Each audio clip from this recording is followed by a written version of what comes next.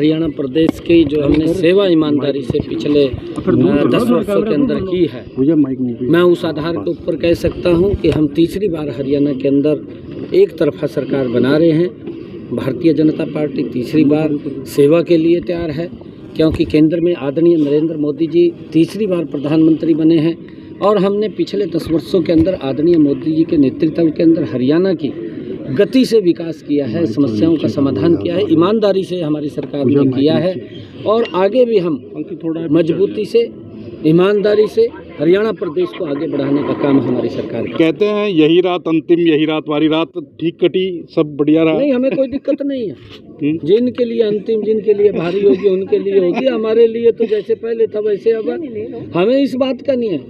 हम कांग्रेस है, कांग्रेस सत्ता के लिए काम करती है, हम सेवा के लिए काम करते हैं। ये अंतर है इसके अंदर। जो व्यक्ति निस्वार्थ भाव से सेवा करता है, ईमानदारी से काम करता है, उसको ना अंतिम रात दिखती है ना भारी दिखती है, उसके लिए तो सामान्य है।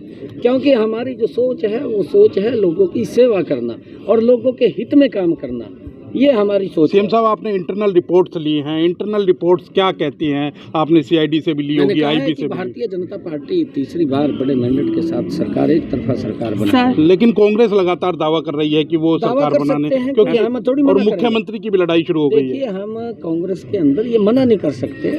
अभी कई लोग और भी हैं जो दावे कर रहे हैं, किसी को मना थोड़ी करेंगे। ये आप कर देंगे मना कि आप नहीं बन रहे हैं, आप बोल नहीं सकते। दावा करना एक अलग बात है।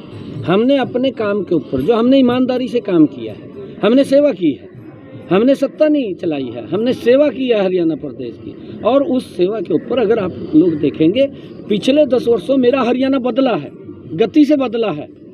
क्योंकि विपक्ष के लोग तो इस प्रकार का काला चश्मा लगा रखा है कि वो कहते हैं कि कोई काम ही नहीं हुआ।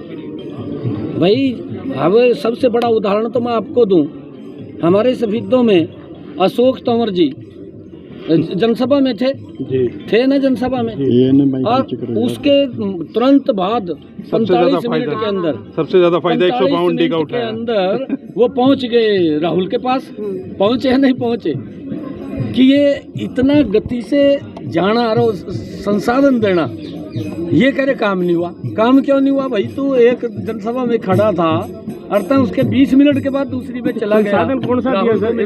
तो कहीं ना कहीं एक मजाक भी चल रहा था कि उन्होंने राहुल गांधी को कहा कि 152D के जैसे और हाईवे बनाए। काम नहीं दिख रहा, भी काम नहीं हुआ।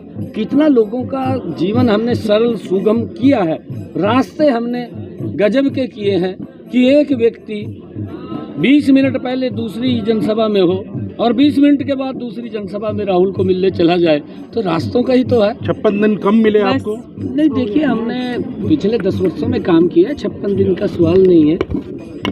हमने और हम उस काम को बिल्कुल बखूबी आगे बढ़ाएंगे। हमारी एक सोच है, ईमानदारी से हम हरियाणा प्रदेश की सेवा कर रहे हैं, आगे भी जारी रहेगी। और जो भी समस्याएं जो अगर हरियाणा के लोग हमारे ध्यान में लगाएंगे, हमारे ध्यान में आएंगे, प्राथमिकता के आधार के ऊपर उसको पूरा करना, ये हमारी जिम्मेवारी है। कोई गठबंधन की जरूरत पड़ी तो करेंगे? देखिए, ये अभी बाद में बात करेंगे। अभी हमारी एक तरफा सरकार भारतीय जनता पार्टी की बात है।